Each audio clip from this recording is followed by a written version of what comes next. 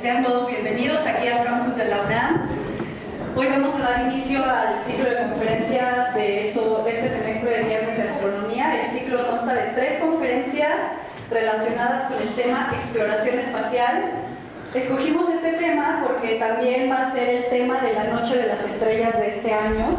La Noche de las Estrellas se va a llevar a cabo el 25 de noviembre en la Calzada, aquí en Morelia. Los esperamos también, va a haber talleres, charlas, observación con telescopios. Pero bueno, entonces escogimos estas 3 pláticas para irlos como poniendo en sintonía con este tema.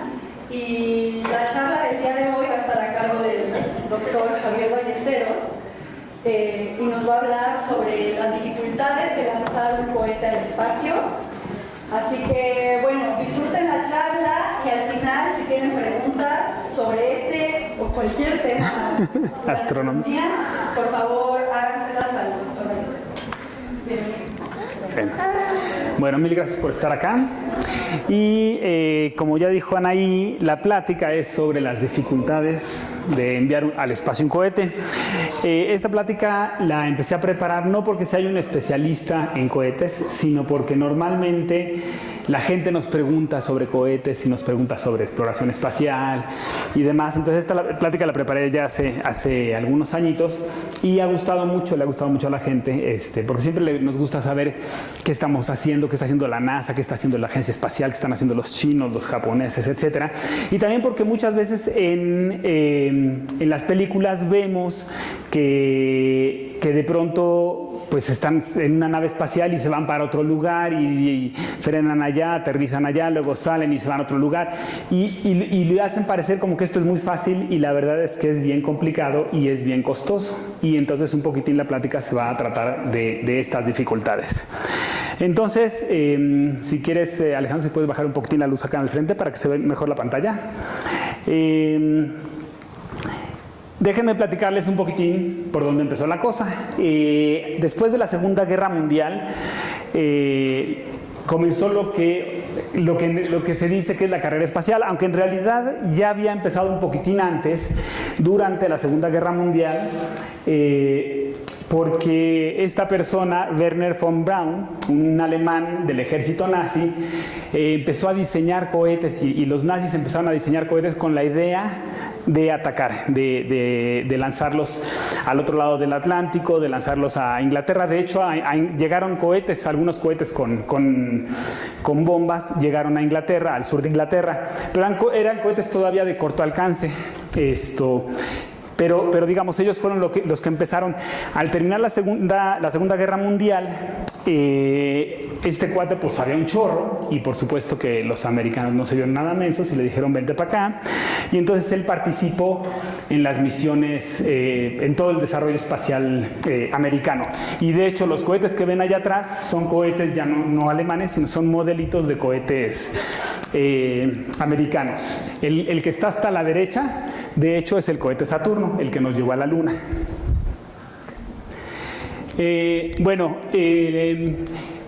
Propiamente, cuando uno lee sobre la carrera espacial, ¿tienes apuntador, Anaí?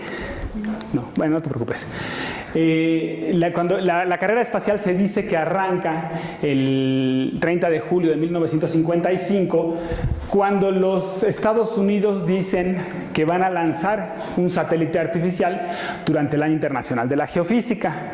Entonces, esto era en 1957. Entonces, la URSS se quedó paralizada, la Unión Soviética se quedó paralizada y dijeron, ¿en serio? Pues nosotros también, ya prontito.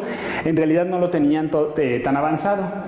Pero pues se apuraron, se pusieron las pilas y al cabo de 2 años lanzaron esta pelotita, que era una pelotita como de medio metro, la lanzaron a dar vueltas alrededor de la Tierra y lo único que hacía esa pelotita era este ruido. Y ese ruido lo transmitía vía ondas de radio y entonces los rusos empezaron a hacer propaganda para que la gente viera que en efecto había un satélite. Entonces la idea era que la gente que tenía radio de frecuencia de banda corta pudiera detectar al satélite. Entonces, bueno, una vez que pasó esto, los americanos se quedaron fríos, ¿no? Como que ya nos ganaron, ¿no? Y de hecho, en este periódico, El Heraldo de Nueva York, se llegó a publicar una nota donde dice que bueno, que estamos abocadísimos, así padrísimo, a desarrollar toda una bola de tecnología de automóviles modernos y de cosas así, pero resulta que la Unión Soviética nos está conquistando el espacio. Es Rusia y no los Estados Unidos los que tienen la imaginación para entrar a esta área, ¿no? Y entonces, bueno, que si no estaban preocupados los americanos, que deberían de estar, ¿no?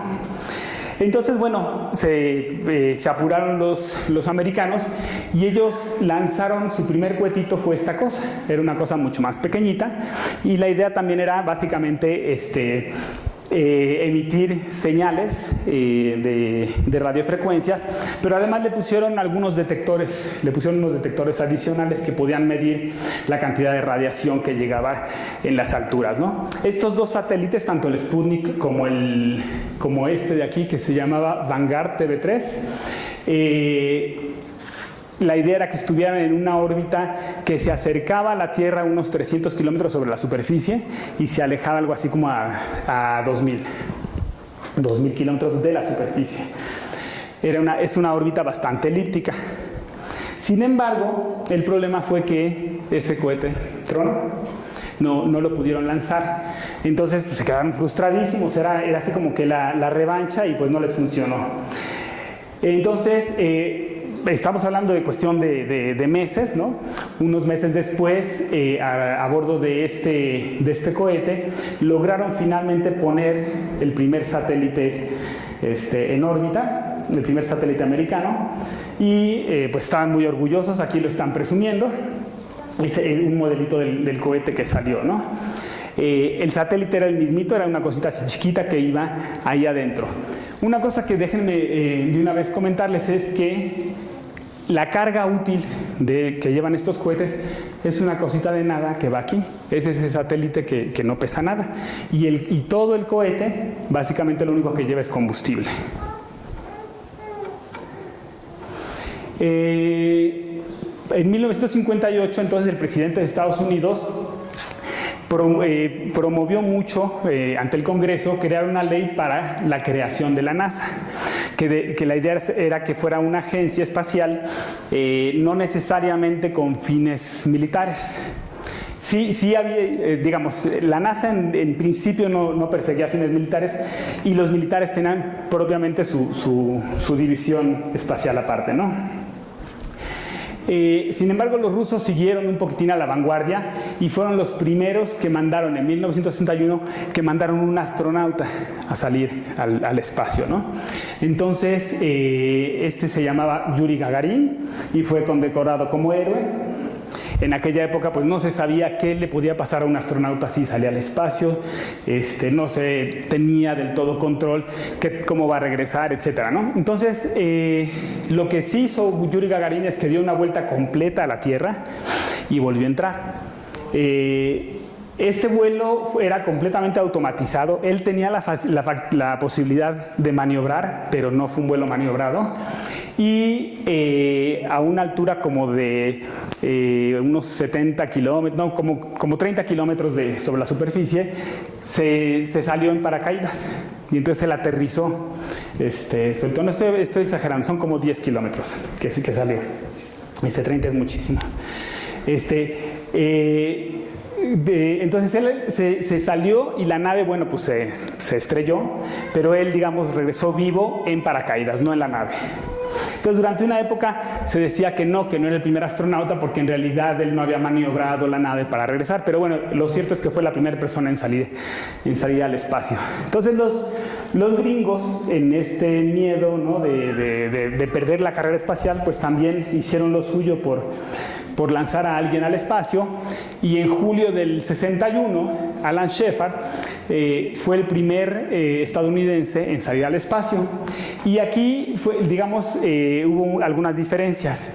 Él no saltó en paracaídas, él regresó la nave manejándola, la manejó durante el viaje, pero por otro lado no fue una vuelta completa, fue nomás el ir y regresar, digamos, en una órbita balística. No dio la vuelta completa a la Tierra.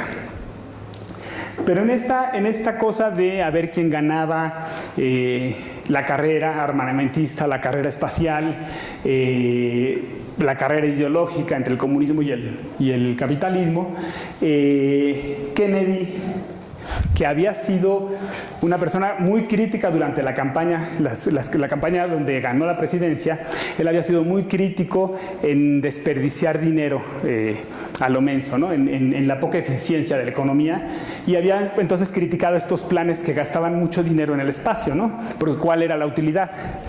Entonces, sin embargo, al verse en esta situación de que los rusos le estaban ganando el mandado, entonces promueve, digamos, la carrera espacial, y en 1962 da un discurso donde anuncia que vamos a ir a la Luna, ¿no? Y esto fue en la Universidad de Rice, en Texas, y entonces se decide ir a la Luna.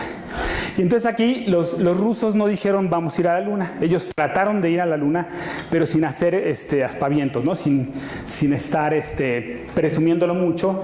En parte porque eran como cautelosos. Tampoco dijeron que iban a lanzar el satélite, o dieron detalles del satélite, el Sputnik, el que lanzaron al principio, sino que más bien ellos como que les daba miedito meter la pata, y entonces mejor cuando ya habían tenido éxito de algo lo anunciaban. Pero bueno, lo cierto es que ya en los 60 hubo un soporte decidido de ir a la Luna, y entonces comenzó toda esta fiebre por ir a la Luna. Se diseñaron los cohetes Saturno, se diseñó el módulo lunar, etcétera, y a finales de los 60 fue que el ser humano pudo llegar a la Luna. Después, una vez que llegamos a la Luna, hubo como unas 4 misiones que fueron a la Luna: el Apolo 12, el 14, 15, 16 y 17, fueron 5. El 13 fue, pero tuvo un problemita y entonces no pudieron alunizar, tuvieron que regresar. Y después de eso se cortó el programa de exploración de la Luna, y el asunto es que era muy costoso estarlo financiando y no se veía clara la ventaja ni económica ni militar. Para fines militares era preferible estar en órbita baja alrededor de la Tierra, porque puedes estar sondeando lo que pasa en la Tierra, puedes enterarte si los otros están echando bombas atómicas porque detectas radiación gamma proveniente de la Tierra, puedes espiar, puedes hacer otro tipo de cosas si estás en órbita baja. Entonces llegó un momento en el que la exploración espacial hacia afuera se truncó, y nos quedamos, digamos, alrededor de la Tierra. Y por alrededor de la Tierra me refiero realmente pegaditos a la Tierra. La Tierra es una esfera que tiene 6.400 kilómetros de radio, y apenas una capita alrededor de 200 kilómetros. Esa es la altura a la que vuelan los cohetes. Es decir, es algo así como, es menos de la décima parte, es como el 1% del radio, ¿no? Un poquitín, grosso modo. Entonces están pegaditos, estamos volando en esa órbita que le llamamos espacio, pero estamos pegaditos a la Tierra realmente. La Luna, en cambio, está 30 veces más lejos que el tamaño de la Tierra. Entonces son distancias muy, muy diferentes. Bueno, déjenme hacer un poquitín una pausa y platicarles de cómo es que nos movemos en el espacio, y para eso pues hay que revisar un poquitín lo que son las leyes de la física. Y déjenme ver si esto si se prende o no se prende. Se supone que es una peliculita. Ahí está, ya. Entonces, en física conocemos varias leyes. 3 de ellas son las 3 leyes de Newton. La primera es que todo cuerpo se va a quedar en movimiento en línea recta hasta que no haya una fuerza que actúe sobre el cuerpo. Y ahí lo pueden ver ustedes con esta cosita. La avientan y se queda deslizándose. Se va deslizándose a velocidad constante, y hasta que no choca con otra cosa no se detiene. En la vida real sí se va deteniendo porque hay un aire, hay una atmósfera que lo va deteniendo. El hielo, aunque tiene poca fricción, también lo va deteniendo un poquitín. Entonces sí se llega a detener, pero en principio, si no hubiera nada de fricción, el objeto seguiría moviéndose. Esa es la primera ley de Newton. Y esta opera en el espacio. Entonces, si ustedes están en el espacio viajando, se van a quedar viajando a menos de que haya una fuerza que ustedes aplican para cambiar su dirección, su velocidad, etc. La segunda ley es la ley de la aceleración. La fuerza es igual a masa por aceleración. Pero como aquí hay niños que todavía no saben estas matemáticas, voy a pedir que pasen 2 niños al frente. Y Alejandro, si me puedes prender la luz de acá del escenario. 2 niños, aquí hay 2. Venga. A ver, uno se va a subir al carrito y el otro lo va a empujar, ¿sale? Súbete, pero sentadito, sentadito, no te me vayas a caer. Y entonces ahora tú, sin poner los pies, súbete con los pies arriba, exacto, así.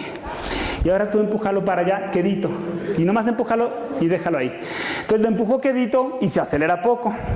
Ahora dale un empujón, pero con ganas. Entonces lo empujó más fuerte y se aceleró más. Eso es lo que dice esta cosa de aquí. Si yo aplico una fuerza grande, tengo una aceleración grande. ¿Ok? Pero también por ahí hay una M que tiene que ver con la masa. Por ahí algún niño un poquitín más grande que alguno de estos dos. Necesito un niño más grande. Más grande. Tú, venga. Ahora tú bájate. Bájate. O mira, incluso por allá que está más grandecito. A ver, ven para acá. Es que estás muy flaquita. Mira, acá viene uno grandote. Vamos a dejar que se suba él, ¿sale? Entonces, tú súbete. Y entonces, tú lo vas a empujar con todas tus fuerzas. Empújala con todo. ¡Qué mala! Muy bien. Ven. Permíteme. Otra vez. Vente para acá. Sí quiero que te subas. No, deja que se suba el ahorita vas tú. Pues, vuélvete a subir. Agárrate bien. Ponte el cinturón de seguridad. Y ahora sí, con todas tus fuerzas, empújalo. Eso, muy bien. Vieron más o menos qué velocidad agarró, ¿no? Ahora, bájate. ¿Y quién está más chiquito de ustedes dos? Yo creo que él está más chiquito. Tú ya subiste, es cierto. Venga. Entonces ahora con la misma fuerza, con la mismita, empújalo a él. No sé si noten, pero agarró un poquitín más de velocidad. ¿Sí? Se aceleró más. Es decir, podemos decir que ella usó la misma fuerza, pero había una masa diferente. Entonces pudo alcanzar una aceleración mayor. Mil gracias. Véngase para abajo. La primera ley que dijimos es que el cuerpo se iba a quedar andando mientras no hubiera una fuerza. Aquí la fuerza que me está deteniendo es la fricción con el piso, la fricción de las llantas, etcétera. Entonces, ya van 2 leyes. La tercera ley es una ley que a mí me gusta mucho y que es la ley que nos permite usar los cohetes y que nos permite subirnos al espacio. ¿Quién se quiere subir? Yo. ¿Tú? A ver, dale. ¿Tú no te has subido? No, tú ya te subiste. Venga. Ahora voy yo. Nos vamos hazme canchita. Tantito para adelante. Eso. ¿Sale? Fíjense, lo que yo voy a hacer es voy a saltar para allá. Y me dicen, ¿qué pasa? Yo me moví para un lado y él se movió para el otro. Esa es la tercera ley. A toda acción corresponde una reacción igual y opuesta. Y esa es la que nos permite movernos. Si quieren ya regrésense a sus lugares. Lo que esto dice... Gracias. Lo que esta ley dice básicamente es, si ustedes quieren ir para allá, algo tienen que aventar para el otro lado. Eso es lo que dice la ley. Y de hecho, por ejemplo, cuando yo estoy caminando en estos momentos, cuando yo estoy caminando para acá, estoy aventando a la Tierra para el otro lado. Lo que pasa es que la Tierra es tan grandota y tan masiva comparada con mi masa que no sentimos que se mueva. Pero si yo estuviera en el espacio con una pelota de mi tamaño más o menos, pues si la aviento para allá, yo salgo para el otro lado. Ajá. Y esto es lo que hacen los cohetes. Y es lo que hace Michael Phelps cuando nada. Bueno, Michael Phelps y cualquier otro. cuando nada, lo que hace es aventar agua para atrás. De una manera u otra, con los pies, con la brazada, está aventando agua para atrás y el resultado es que él avanza. Si lo viéramos en un pájaro sería lo mismo, avientan aire para atrás para avanzar. Y como les acabo de decir, nosotros al caminar estamos moviendo a la Tierra hacia atrás, aunque no lo notemos por la diferencia de masas. Un submarino tiene una hélice que hace que avienta agua para atrás y el resultado es que el submarino avanza. Los aviones tienen sus turbinas y pasa lo mismito. En las turbinas aquí hay unas hélices que echan aire a alta velocidad para un lado y entonces ellos avanzan para el otro. Y bueno, pues el carro a través de las llantas está echando a la Tierra para atrás y se mueven para adelante. Hay otra ley adicional que es la ley de gravitación universal de Newton. Y esta ley se supone que la descubrió Newton cuando le cayó una manzana en la cabeza, viendo a la luna. Lo que dice esta ley, más allá de que haya una ecuación ahí rara, es que dos cuerpos que están separados a cierta distancia van a sentir una fuerza de atracción entre ellos. Y esta fuerza de atracción es grande si las masas son grandes y es chica si son chicas. También es muy grande si están cerca las masas y es muy chiquita si están lejos. Eso es lo que dice aquí esto con estas M's y con esta R de aquí. Y entonces esa es la que nos permite acercarnos a los planetas. Cuando nosotros lanzamos un objeto al espacio y el objeto nuestro cohete se está acercando a un planeta, el planeta lo va a estar jalando a nuestro objeto y esa va a ser la ley. Las matemáticas, digamos, que nos permiten describir por dónde se va a mover. Entonces, en el espacio, ¿cómo le hacemos para moverlo, no? Bueno, pues tenemos las tres leyes de Newton, más aparte la de gravitación universal. Hay otras, pero digamos, estas serían las más importantes. Y estas leyes se aplican todas al mismo tiempo. Ahora, déjenme decirles una cosa. Imagínense que yo tengo un objeto, una pelota, y la suelto, pues la pelota se cae. Si la agarro y la aviento con cierta velocidad, va a avanzar un poquitín. Si tengo un brazo más fuerte, la aviento y va a avanzar más.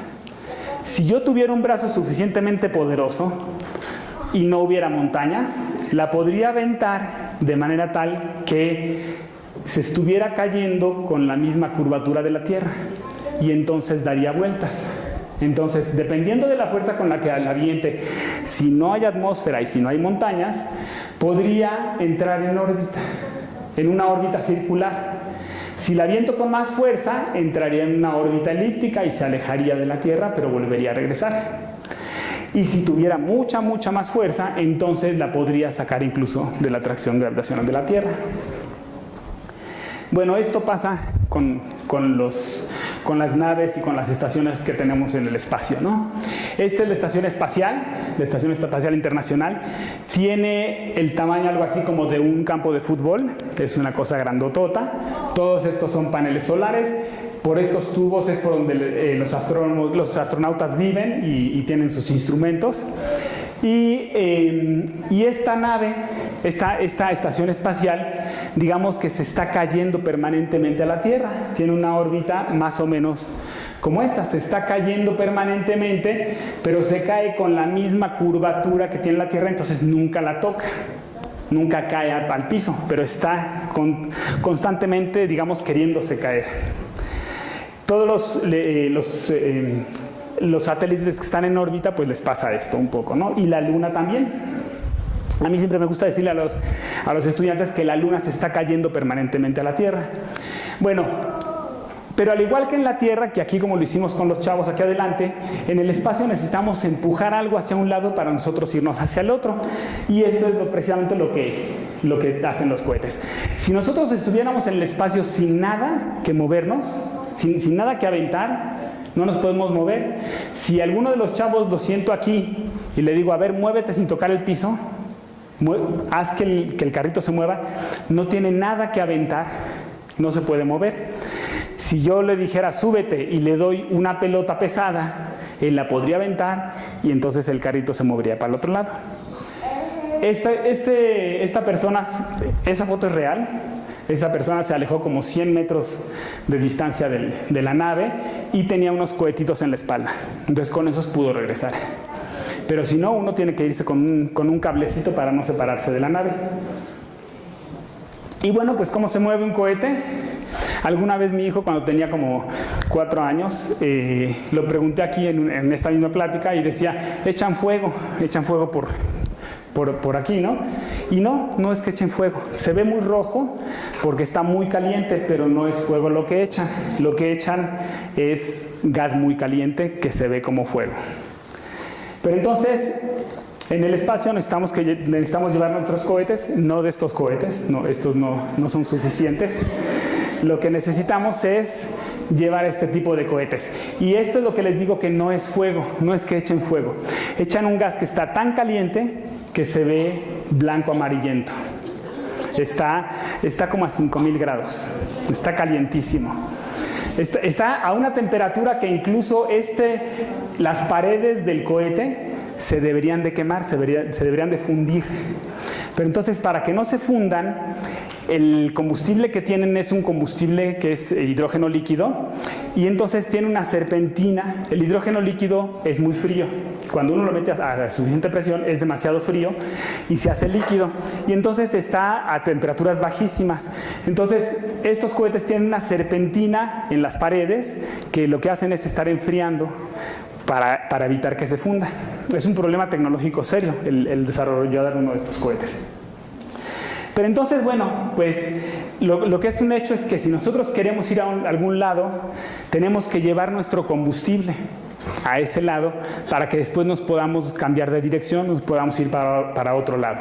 Y esto es un lío porque la cantidad de combustible que tenemos que llevar es gigantesca. De hecho, básicamente todo esto que llevan es nada más para salir a 200 kilómetros de distancia de la Tierra, ¿no? De la superficie terrestre. Si quisiéramos llevar a al shuttle, al transbordador, si lo quisiéramos llevar a la Luna, tendríamos que llevar 4 veces más combustible. Esta cosa rara que ven aquí, estas matemáticas raras que ven aquí, nos dicen que tendríamos que hacer cohetes 4 veces más grandes que estos para llevar al shuttle a la Luna. Aquí les hice las cuentitas. Pero básicamente, fíjense, este es el tamaño del transbordador espacial. Es puro combustible.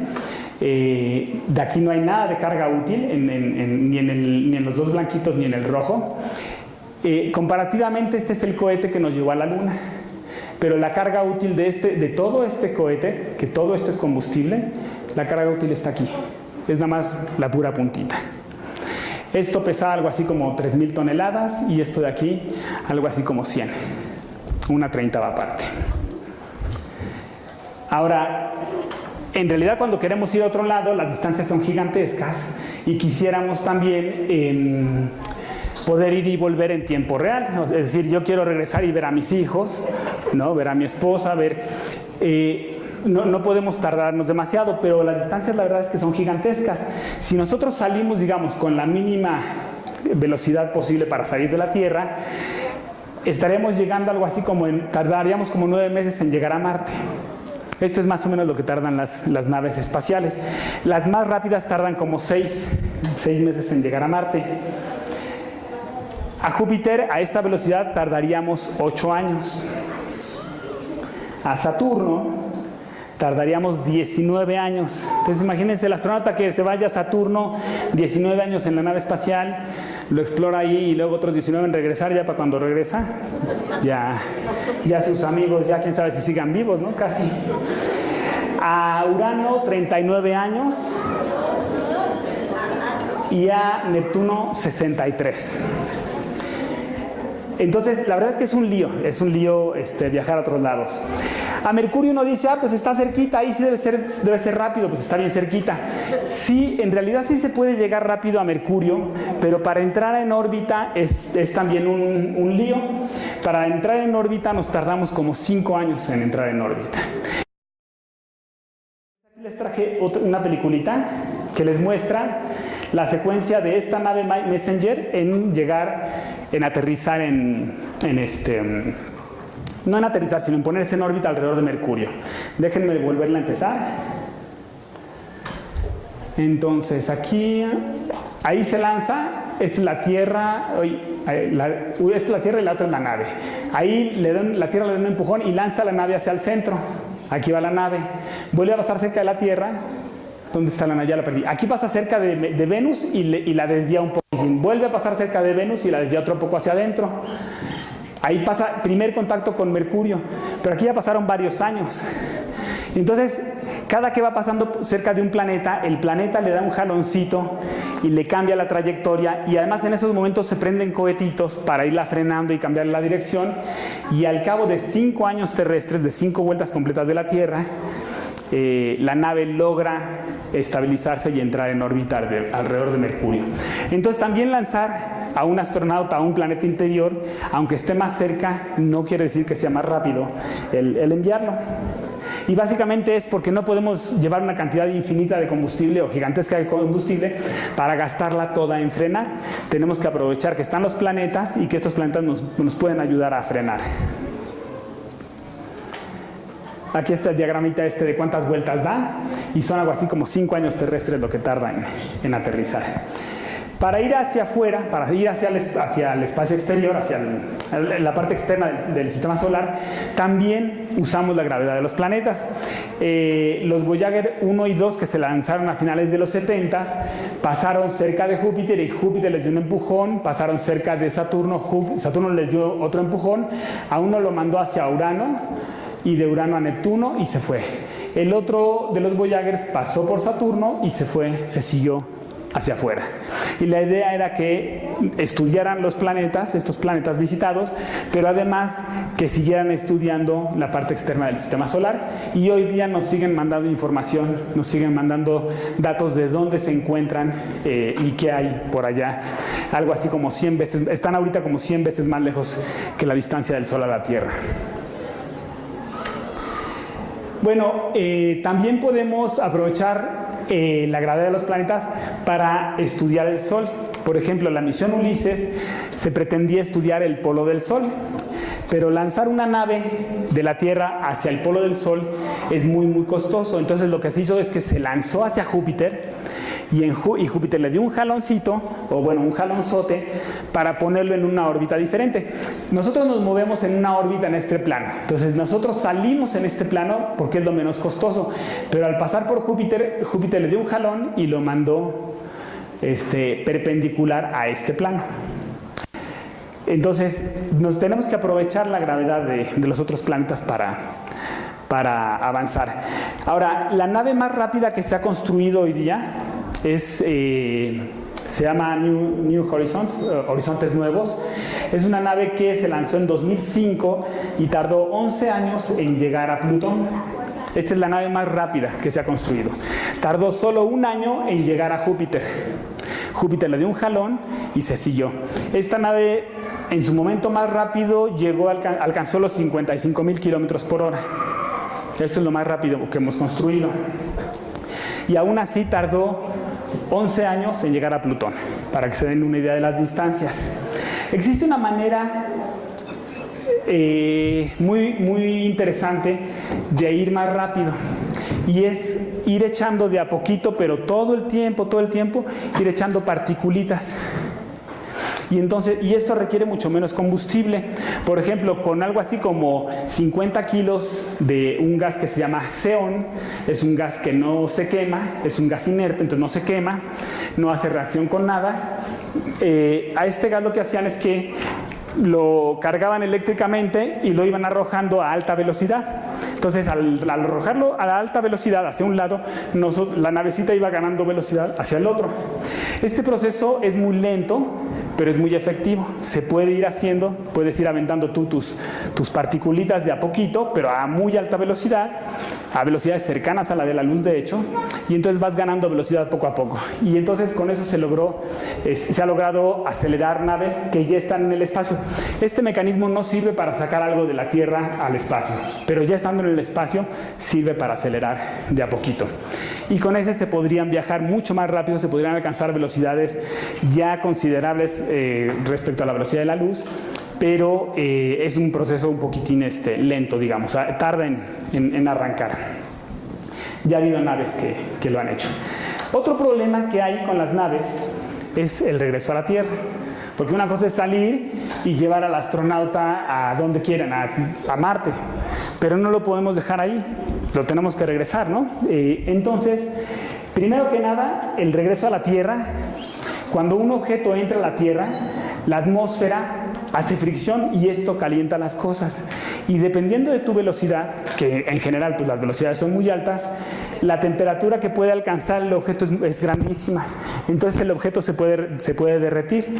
Ya se nos han quemado astronautas. O sea, al regresar a la Tierra ha habido naves que no han aguantado, por una razón u otra, no han aguantado el calor y han explotado. Entonces uno tiene que construir las naves de manera muy particular. Esta parte de aquí del transbordador tenía unas cositas de cerámica que aguantaban muy bien la temperatura. Pero incluso llegó a haber problemas con estas piececitas y alguna de estas naves, el Discovery si no me equivoco, explotó. Luego además hay que aterrizar. Mal que viene en la Tierra, pues tenemos pistas de aterrizaje, pero pues en Marte o en Júpiter, en donde sea, no las tenemos. Tenemos que hacer algo para aterrizar en otros lugares. En la Luna, el alunizaje es relativamente fácil porque no hay aire, no hay atmósfera, y esto quiere decir que no hay vientos. Entonces, un viento sí nos puede sacar de repente de una órbita, de aterrizar bien, pero en la Luna no hay. Entonces, bueno, en la Luna se aterrizó con gente, con los controles, y prendiendo cohetitos y la nave logró bajar, ¿no? Estas son secuencias del alunizaje con el Apolo 11. Y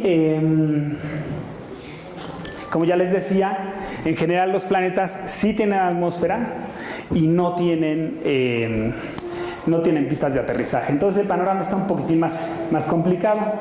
De hecho, aquí les quería mostrar una secuencia, es una peliculita, y les voy a ir tratando de decir lo que dicen en inglés. Parece loco. Es algo muy natural. Sí, traten de no hacer ruido para que pueda escuchar y traducirles.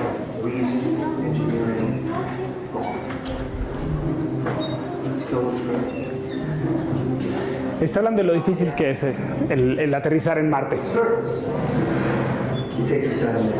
Son 7 minutos entre que entra a la atmósfera y aterriza.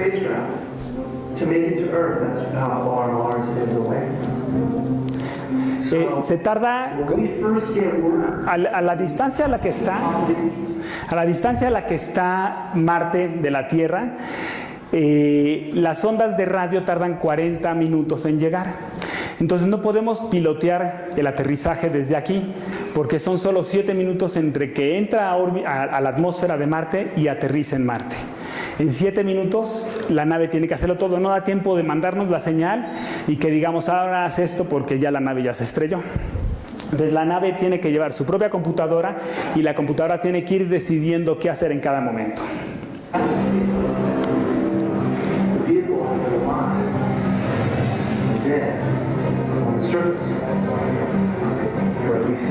Durante 7 minutos no sabemos nada de la nave.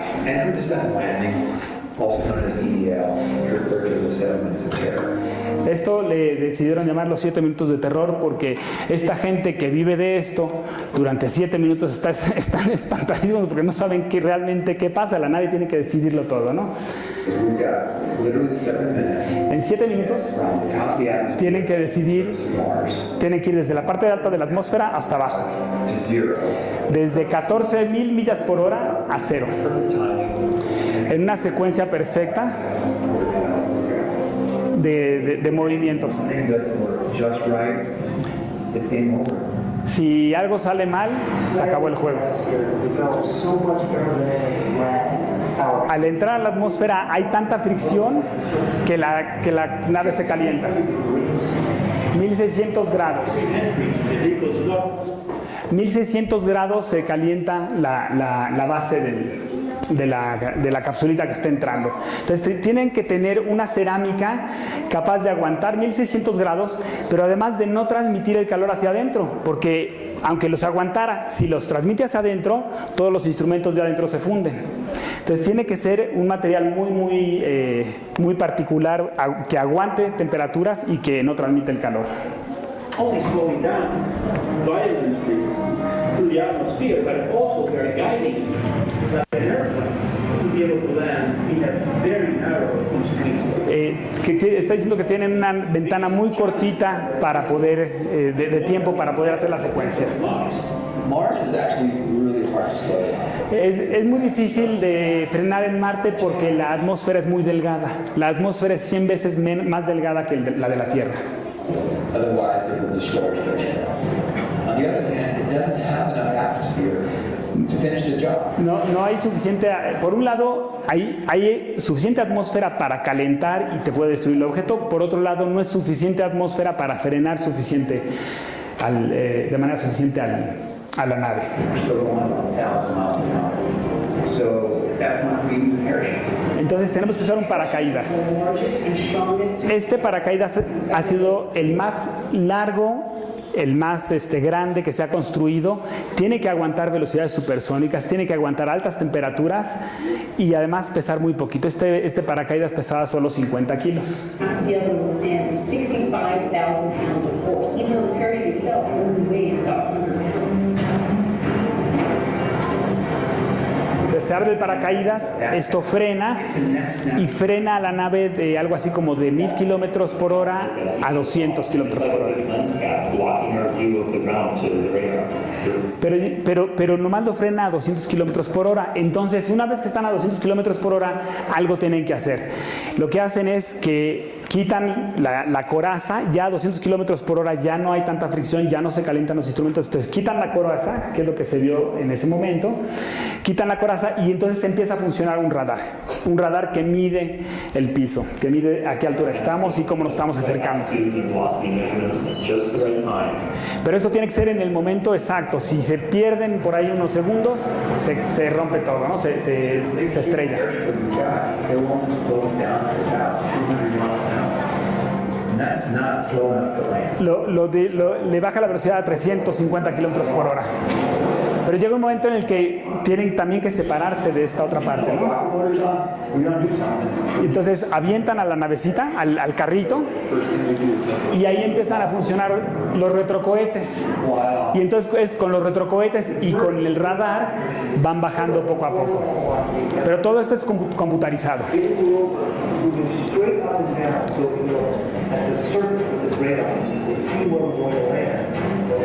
Entonces con el radar tienen que decidir, además tratar de aterrizar en donde no haya una roca, porque si hay una roca y quedas chueco, pues te caes, ¿no? Entonces todo esto tiene que ser así como muy rápido y muy preciso.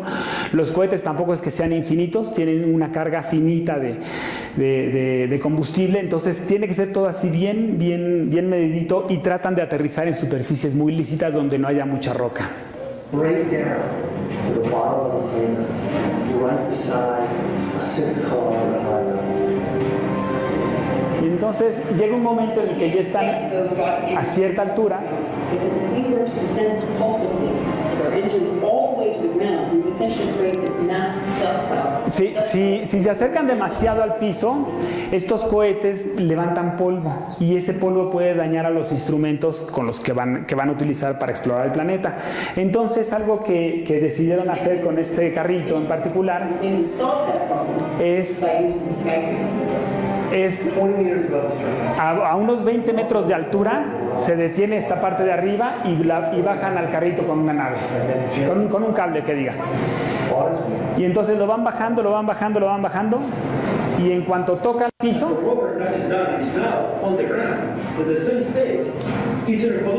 entonces en ese momento el cable se zafa y se va aquello lejos y finalmente se queda el carrito con el laboratorio, digamos, que hemos mandado, se queda ahí y empieza a caminar en Marte. Son 7 minutos donde el trabajo que has dedicado durante muchos años se puede perder. Entonces por eso ellos le llaman 7 minutos de terror. Son 7 minutos además donde no sabemos nada porque nosotros nos enteramos 40 minutos después, porque las ondas de radio que nos envían llegan 40 minutos después. Entonces, ha habido misiones que hemos mandado a Marte que no llegan. Ha habido algunas que sí, pero ha habido otras tantas que no. Es algo así como la mitad de éxitos hemos tenido. Creo que un poquito más de éxitos que de fracasos. También a Venus hemos mandado. En Venus es un poquitín más complicado porque la atmósfera es demasiado densa y es demasiada la presión en la superficie, que cuando tú mandas una sonda se te achicharra y se te aplasta adentro, ¿no? La bajas y en cuestión de 5 o 10 minutos se deshace por completo la capsulita que mandamos. Los rusos han mandado varias sondas a Venus. Entonces, bueno, uno de los últimos viajes, aquí era el último, pero en realidad ya ha habido otros, duró 9 meses con la sonda, el laboratorio Fénix, que fue a detectar si había agua en Marte o no. Con cohetes convencionales podríamos reducirlo a unos 6 meses la duración del viaje, pero no mucho más. Y déjenme mostrarles aquí en un diagramita la órbita de Marte y la órbita de la Tierra esquemáticamente, para que vean un poquitín lo complicado que sería, por ejemplo, mandar a un astronauta a Marte.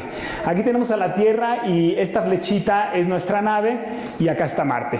Entonces nosotros tenemos que lanzar la nave cuando nos estamos aproximando a Marte. Los dos están dando vueltas en este sentido, pero Marte va más lento y la Tierra va más rápido. Entonces antes de que lleguemos a alcanzar a Marte tenemos que lanzar la nave para aprovechar el vuelito, digamos, que le da la Tierra. Unos 3 meses más tarde ya más o menos alcanzamos a Marte, pero nuestra nave se va retrasando un poquitín, va por ahí, otros 3 meses se va acercando y al cabo de otros 3 meses la alcanzó. Una vez que estamos ahí, pues ya aterrizan nuestros astronautas, se bajan, toman muestras del suelo, hacen sus experimentos. ¿Qué les gusta? ¿1 semana, 2 semanas? Y hay que regresar. Aquí el problema es que Marte va más lento y la Tierra va más rápido. Entonces, en este momento no los podemos lanzar porque tendríamos que darle toda una vueltota para ir a alcanzar a la Tierra. Eso es muy costoso. Tenemos que esperar algo así como 1 año y medio para que se nos empiece a acercar la Tierra. Ahí la Tierra está justo del lado opuesto. Aquí, 1 año, 6 meses después, estamos en esta configuración y emprendemos el camino de regreso al año 9 meses. Entonces, nos llevó 9 meses a llevar a nuestros astronautas, pero luego se tienen que quedar algo así como 1 año por allá. Se tienen que quedar mucho tiempo para que haya las condiciones orbitales, digamos, adecuadas para poder regresar a nuestro astronauta. Y entonces lanzamos a nuestro astronauta de regreso y unos meses después llegan a casa. El viaje total dura algo así como 2 años y medio y en realidad pues es un viaje bastante grande. Nunca hemos tenido gente tan lejos de la Tierra en condiciones completamente diferentes, expuestos a tanta radiación interestelar. Entonces no sabemos cómo reaccionaría, ¿no? El ir a Marte no es decir voy y luego vuelvo, porque si quisiera yo volver luego tendría que llevar muchísimo combustible y no es posible, ¿no? Pero además estar allá pues tampoco es trivial, porque tenemos que llevar nuestro propio combustible. Allá no hay quien nos abastezca de combustible. Tampoco existen las vacas marcianas, no hay manera, tenemos que llevar nuestra propia comida. Y pues además hay otro tipo de amenazas. Están, por ejemplo, los meteoritos, ¿no?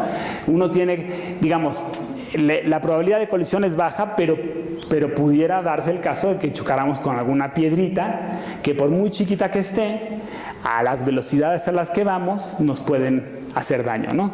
Y bueno, una cosa es que le hagan daño a una nave que no va tripulada y otra cosa es que le hagan daño a una nave que sí va tripulada. Ahora, en realidad, bueno, y la otra pudiera ser que hubiera algunos extraterrestres malos que nos hicieran algo, ¿no? Esto en realidad pues no es algo muy viable, ¿no? En realidad estas dos amenazas no son significativas.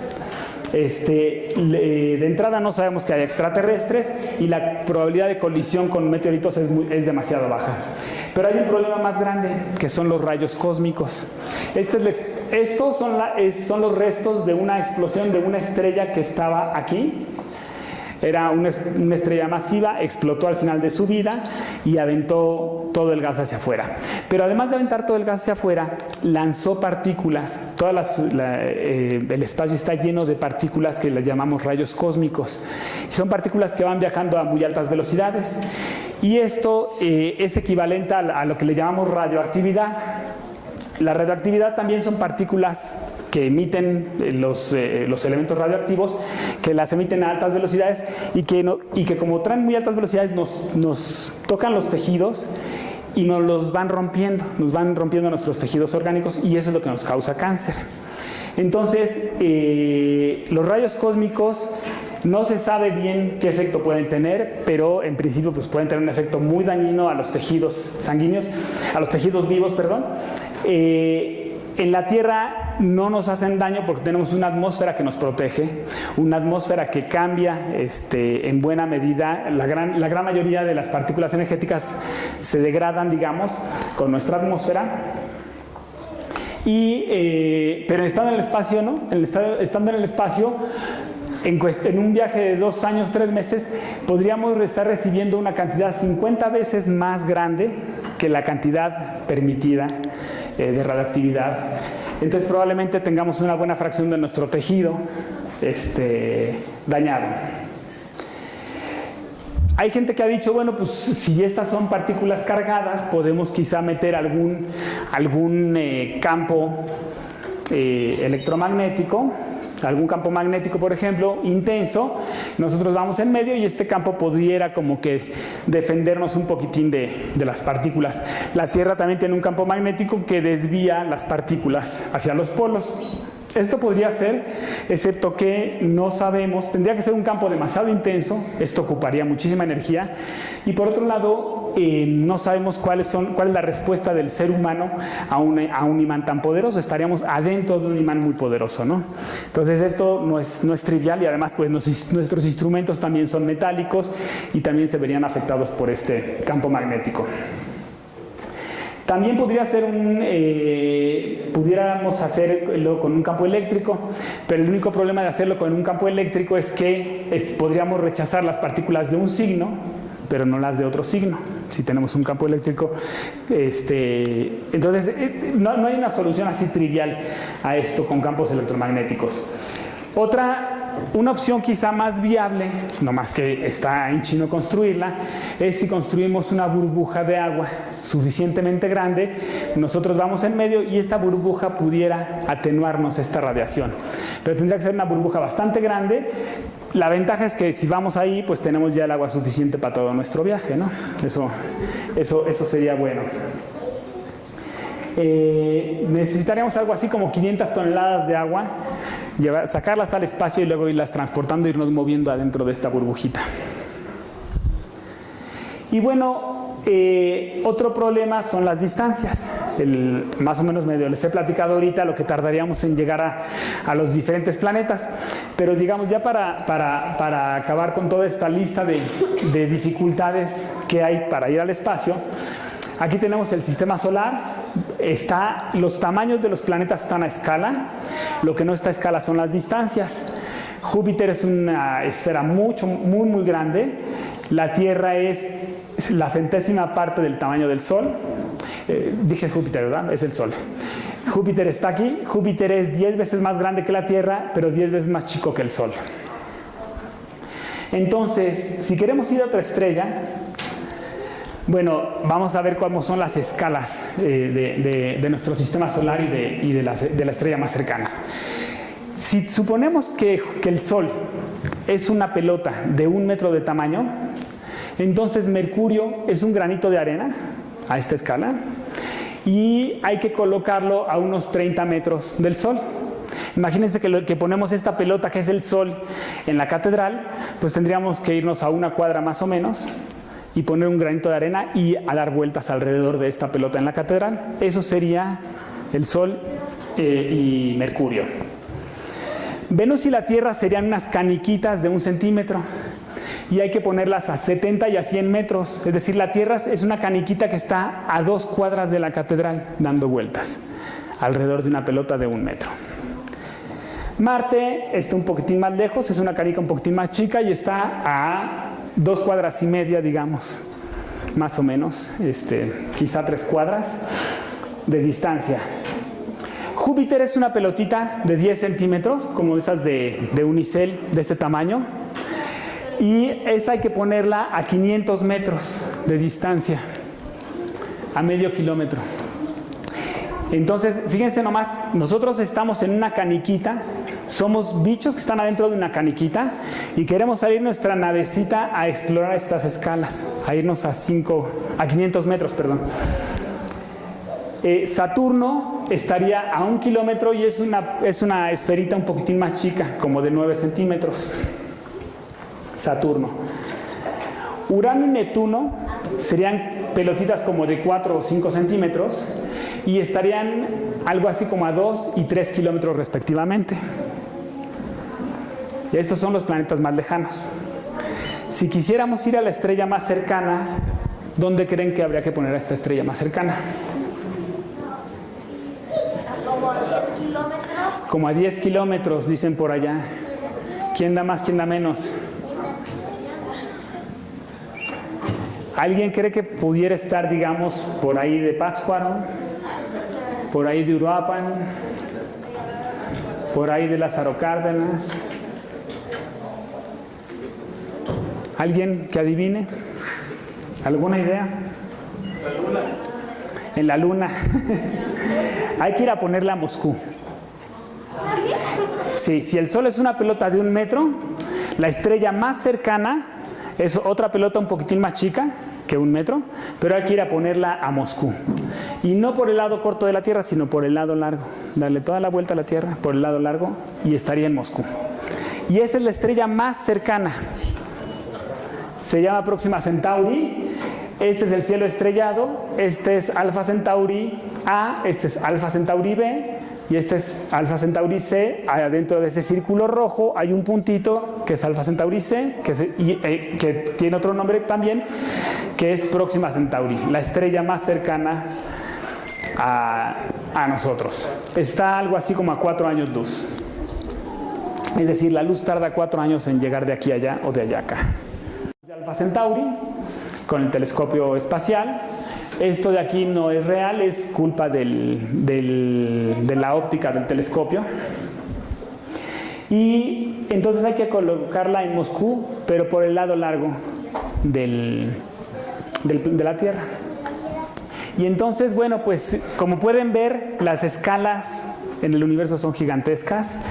Yo les estoy hablando apenas de una... Esta es una galaxia, nuestra galaxia vecina. Nosotros vivimos en una cosa como estas. El Sol es una estrellita que estaría más o menos como aquí, aproximadamente, como a esta distancia del centro.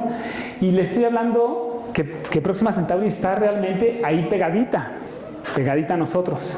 Es cierto que hay miles de millones de estrellas, pero las escalas son impresionantemente grandes.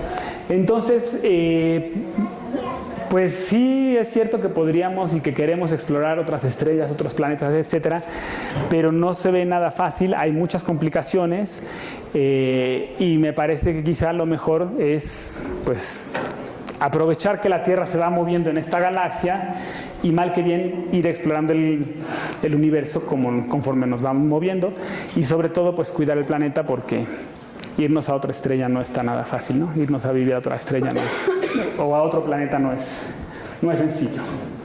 Entonces, bueno, pues con esto acabamos.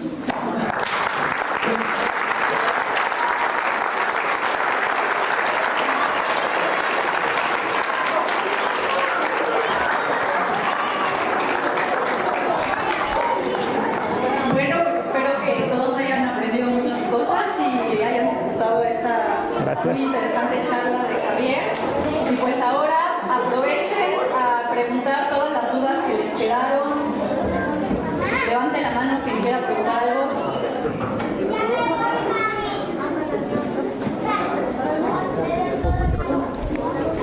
Pásale, para. Yo grito. ¿Los telescopios están cerca de la Tierra? ¿Qué pasó? Que si los telescopios están cerca de la Tierra. Bueno, en la Tierra tenemos telescopios. Sí, en la Tierra misma tenemos telescopios, ¿no? Y además tenemos telescopios que están en el espacio dando vueltas y viendo otras cosas. Sí. Por allá. ¿Por qué llega a la Tierra más rápido que Marte? Esto pasa en todos los planetas. Esto pasa en todos los planetas. Los planetas más cercanos al Sol van girando más rápido y los más lejanos van más despacito. Así pasa con todos los planetas. ¿Sale?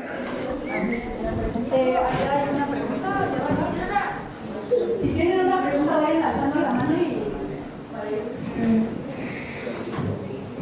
¿De qué temperatura es lo que tiene el gas que tienen los cohetes? El gas que tiene, los cohetes cuando están apagados tienen temperaturas bajo cero, como de 160 grados bajo cero. O sea, están fríísimos. Pero cuando los prenden, entonces el gas se calienta tanto que alcanza temperaturas como de 5000 grados. Altísimas, 5000 grados. Capaces de derretir lo que tengan alrededor. Por allá.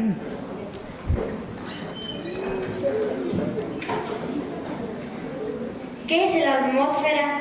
¿Qué es la atmósfera? Es lo que respiras.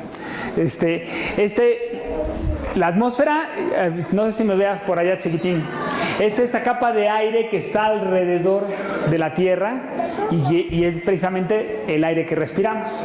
¿Sí?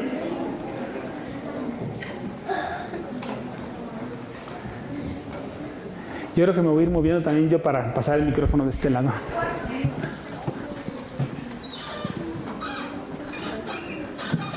¿Cuánto tardaría en llegar un meteorito a la Tierra? Pues depende a qué distancia esté y depende a qué velocidad esté. Pero en general, mira, las órbitas de los objetos del sistema solar depende a la distancia del Sol que estén, pero es más o menos parecido a lo que tarda un planeta en dar la vuelta al Sol. Por ejemplo, si tienes un meteorito cerca de la Tierra, más o menos tarda como 1 año en dar una vuelta. Si se acerca mucho más, entonces puede ser que vaya más rápido, ¿no? Si es una órbita más cercana, va a ir mucho más rápido. Si es una órbita más lejana, va a ir mucho más lento. Por ejemplo, Júpiter tarda 5 años en darle una vuelta al Sol. Ajá. Nosotros tardamos nomás 1 año. Entonces, dependiendo a la distancia a la que estés, tardas más o menos. ¿Sí? De hecho, creo que no son 5, creo que son 10 años lo que tarda Júpiter en darle una vuelta al Sol.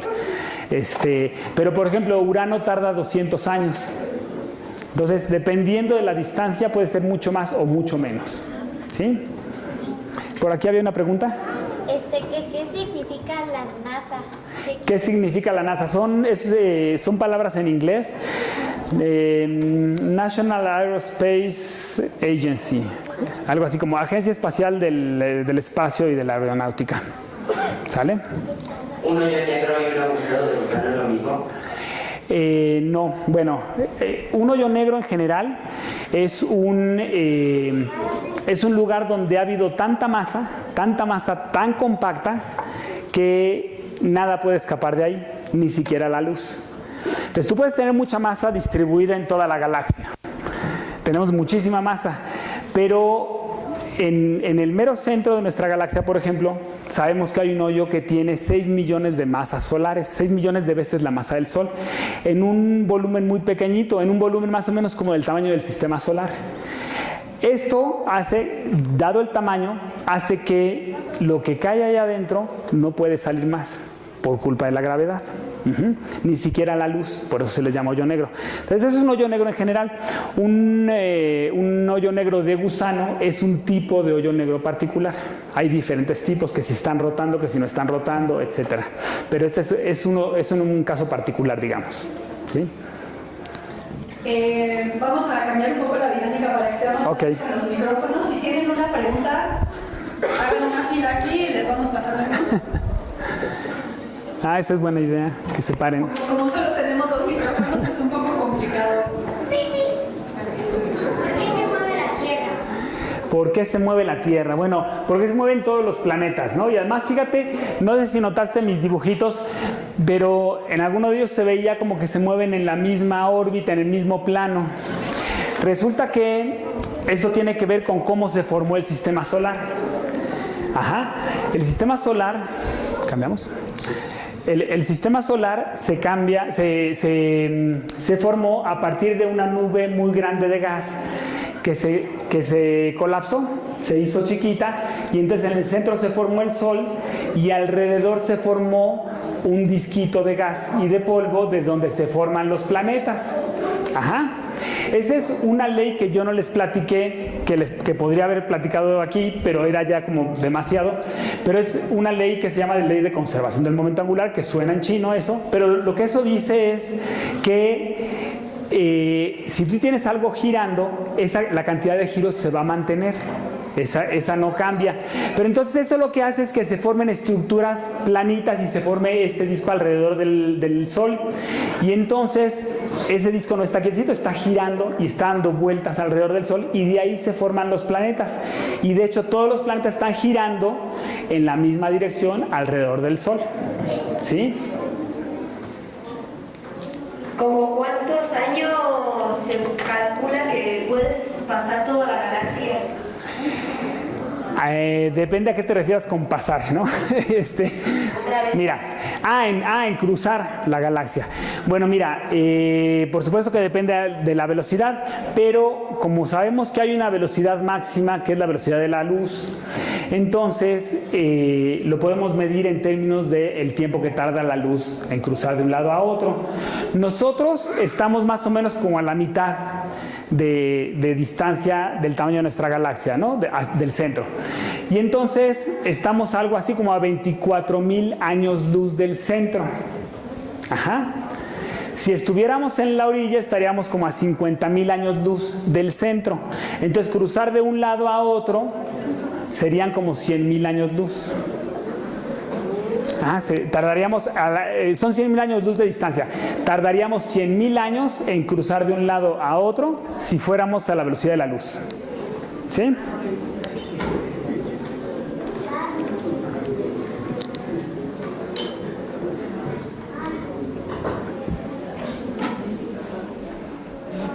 ¿De qué está hecho la estrella? ¿De qué está hecha la estrella? Casi todas las estrellas están hechas de puritito hidrógeno. Un poquitín de helio y un poquitín de todos los elementos adicionales. Pero el 70% de la masa es hidrógeno, el 30% o casi 30% es helio, y el resto son todos los demás elementos: carbono, oxígeno, nitrógeno, oro, azufre, lo que se te ocurra. Todo lo demás. Diamante dijeron acá. Pero es casi puro hidrógeno. ¿Sale?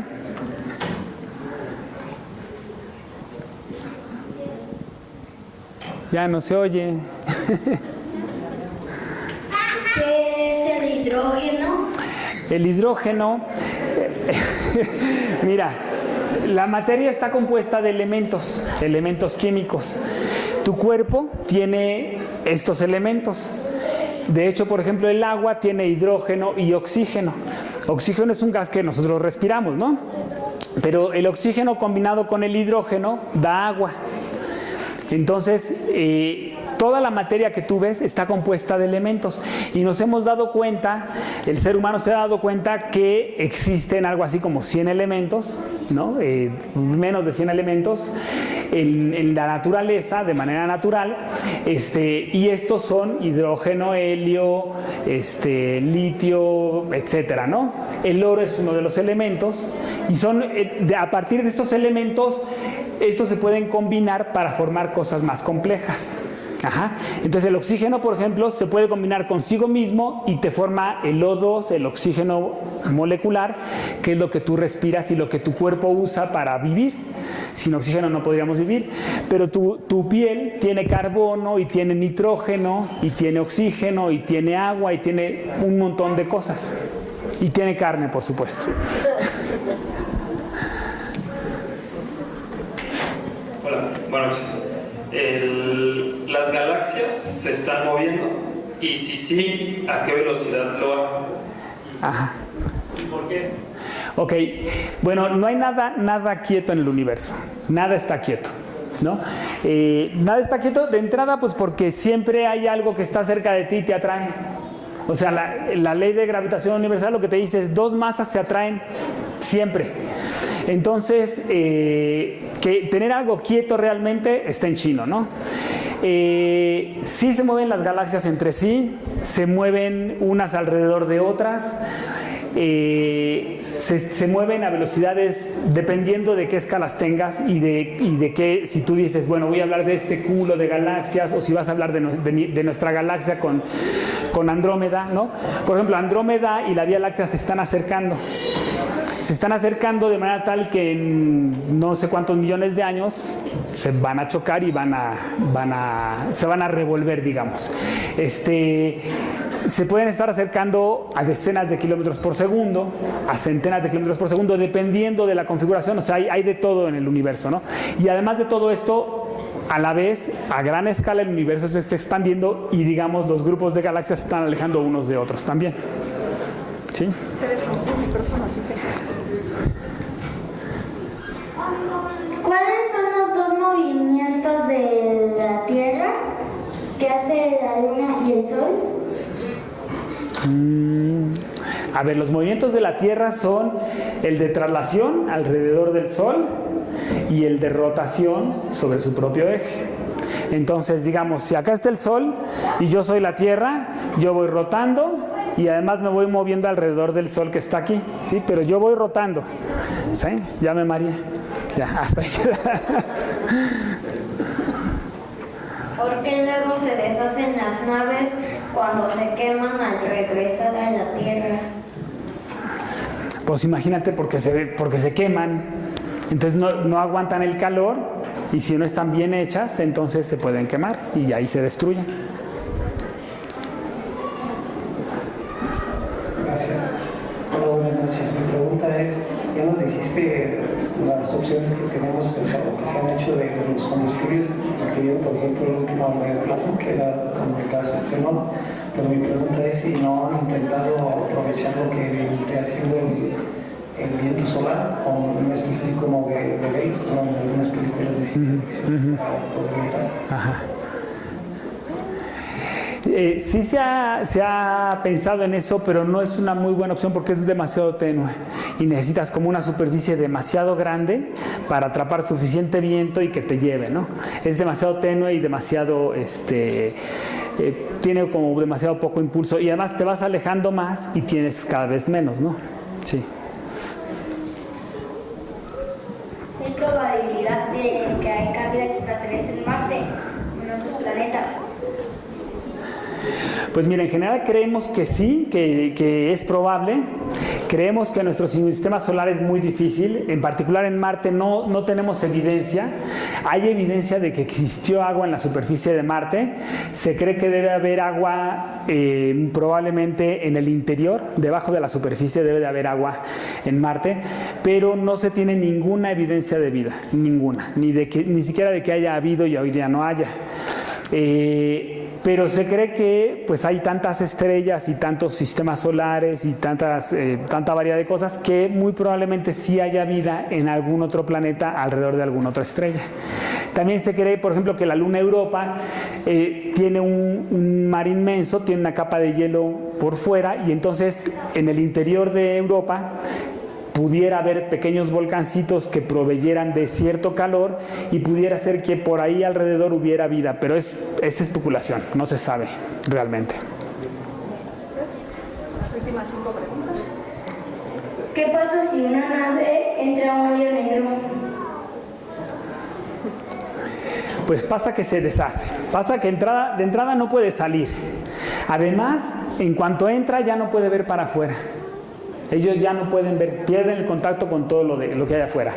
Y dependiendo del hoyo negro y qué tan cerca estés del centro del hoyo negro, puede ser que como se dice, te espaguetices. ¿Qué quiere decir esto? Que la diferencia de gravedad entre tus pies y tu cabeza es tan grande. Imagínate que tú estás cayendo así de pie, ¿no? Estás cayendo hacia el hoyo negro, vas cayendo y llega un momento en el que la gravedad en tus pies es mucho más fuerte que en tu cabeza.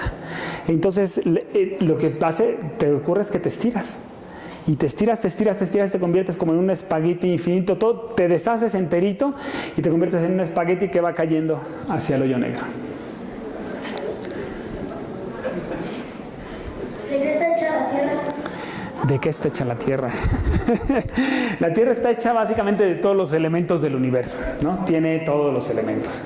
Está hecha, pues, hay hidrógeno, hay helio. El helio es un caso particular porque el helio original que había ya se fue y el que hay es un helio que se ha hecho a partir de reacciones de decaimiento radioactivo. Y hay todos los demás elementos, litio, berilio, sodio, potasio, oro, azufre, todo lo que se te ocurra. Está hecho de todos los elementos que conocemos. ¿Sale?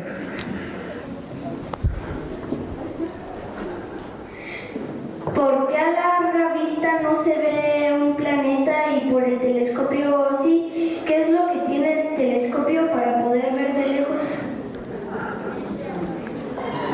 Lo que tiene el telescopio son unas lentes que hacen dos cosas. Por un lado, ahora que salgas, fíjate, ¿de qué tamaño es tu ojo? Es chiquitito, ¿no?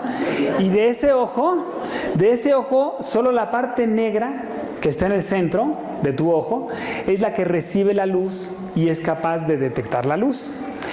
Pero el telescopio, en cambio, tiene un ojo de este tamaño. Lo vas a ver ahora que salgas. Entonces está atrapando muchísima más luz que tu ojito. Entonces, de entrada recibe más luz y eso te permite ver objetos más débiles. Pero además, del otro lado, por donde tú te asomas, hay una lentecita. Hay una lentecita que te permite además amplificar algo que es muy chiquito y que tú lo veas más grande.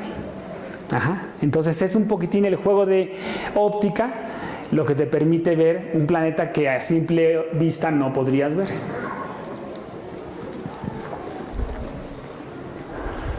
¿Qué es el Sol? Es una estrella, ¿sí? Como dicen por ahí.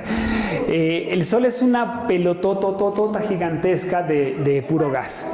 No es fuego, es puro gas. No es fuego porque es diferente el prender fuego aquí en la Tierra a lo que hace el Sol. El Sol no hace el mismo tipo de fuego. Está caliente y por estar caliente se ve amarillo, porque está a 5000 grados.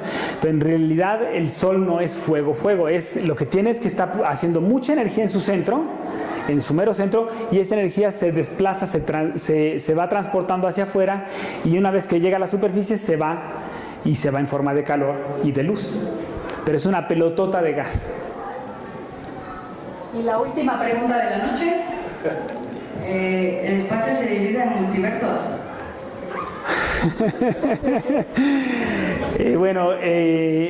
No sabemos. La respuesta es no sabemos. Se cree que pudiera haber multiversos, ¿no? O sea, que pudiera haber muchos universos, pero en realidad es una especulación que no tenemos manera de comprobar, no hoy día. Es decir, multiversos, para los que no sepan, es esta idea de que existen muchos universos paralelos al nuestro, muchos universos similares al nuestro, ¿no? Pero no sabemos. Bueno, pues antes de salir, me gustaría que le agradeciéramos otra vez a Javier. Gracias. Gracias.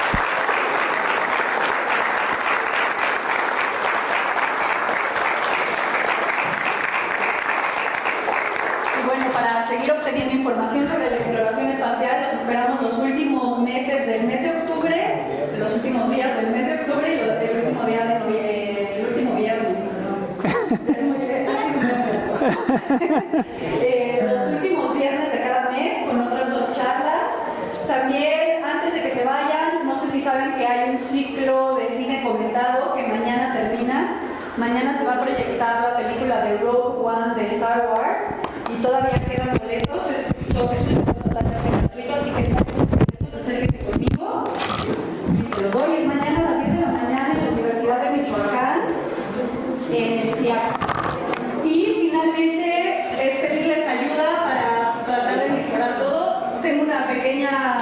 encuesta solo para saber cómo se enteraron de ese evento. Y si alguien me quiere ayudar a llenarla, por favor también acérquense conmigo. Y bueno, fuera